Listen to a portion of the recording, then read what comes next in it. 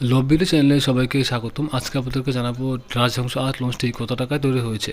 তো লঞ্চটি কত টাকায় তৈরি হয়েছে সেটি জানতে হলে আপনাদেরকে সম্পূর্ণ ভিডিওটি দেখতে হবে। তো লঞ্চটি নিয়মিতভাবে ঢাকা শৌলা হিজলা ভাসানচর রুটে নিয়মিতভাবে 2 থেকে 3 দিন পর পর রোটেশন সিস্টেমে চলাচল করতেছে। তাই আপনারা অবশ্যই এই লঞ্চটির নাম্বার দেওয়া থাকবে, সেই নাম্বারে যোগাযোগ করে নিশ্চিত হয়ে নেবেন যে আসলে ঢাকা থেকে কয়দিন পর ছেড়ে যায় এবং ভাসানচর থেকে কয়দিন পর ছেড়ে আসে। তো লঞ্চটি কত টাকা তৈরি হয়েছে সেটি জানতে হলে আপনাদেরকে সম্পূর্ণ ভিডিওটি দেখতে হবে। তো তৃতীয় তলা বিশিষ্ট এই লঞ্চটির একটি হিসাব যদি আপনারা করেন, 500 হর্স পাওয়ারের ইঞ্জিন যদি 1 কোটি টাকা হয়, তাহলে আপনি চিন্তা করেন 2000 হর্স পাওয়ারের একটি ইঞ্জিনের দাম কত হতে পারে। তো একটি ইঞ্জিনের দাম যদি এত হয়, তাহলে লঞ্চটির দাম তো অনেক সময় বেড়ে যায় তৈরি করতে।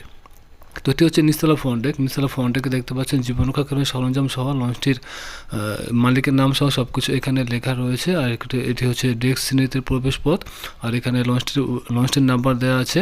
তো ভাসানচরের ভাড়া তালিকাও কিন্তু এখানে দেওয়া আছে 415 টাকা। আর আপনারা অবশ্যই লঞ্চটির নাম্বার দেওয়া থাকবে, সেই নাম্বারে যোগাযোগ করে আপনারা ভাড়াটা এবং লঞ্চটির সকল শ্রেণীর টিকিটের মূল্যটা সেটা আপনারা অবশ্যই যোগাযোগ করে নিশ্চিত হয়ে নেবেন। আর এটি হচ্ছে ডেক শ্রেণীতে যাওয়ার প্রবেশপথ এবং কেবিনে যাওয়ার প্রবেশপথ। তো লঞ্চটির কত টাকা তৈরি হয়েছে সেটি এখন আপনাদেরকে জানিয়ে দেব। তো এই লঞ্চটি তৈরি করতে খরচ হয়েছে প্রায় 17 কোটি টাকার মতন খরচ হয়েছে। আর তাছাড়া লঞ্চটির প্রায় যদি 1 থেকে 1.5 বছর সার্ভিস দিয়ে নিয়মিতভাবে তখনও কিন্তু লঞ্চটির সংস্কারের কাজ করা হয়, তখন সেক্ষেত্রে লঞ্চটির খরচ অনেক সময় বেড়ে যায়। তো লঞ্চটি যোগাযোগ করার নাম্বার দেওয়া থাকবে, সেই নাম্বারে যোগাযোগ করে আপনারা যদি চান single cabin, double cabin, family cabin, VIP cabin এবং ডেক শ্রেণীর কেবিনের টিকিট আপনি যোগাযোগ করে অবশ্যই নিশ্চিত হয়ে নেবেন। আর অবশ্যই নিশ্চিত হয়ে নেবেন যে লঞ্চটি কয়দিন পর ভাসানচর থেকে ছেড়ে আসে এবং কয়দিন পর ঢাকা থেকে ছেড়ে যায়।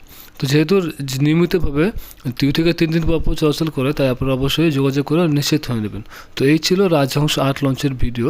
তো ভিডিওটি দেখার জন্য আপনাদেরকে অসংখ্য ধন্যবাদ।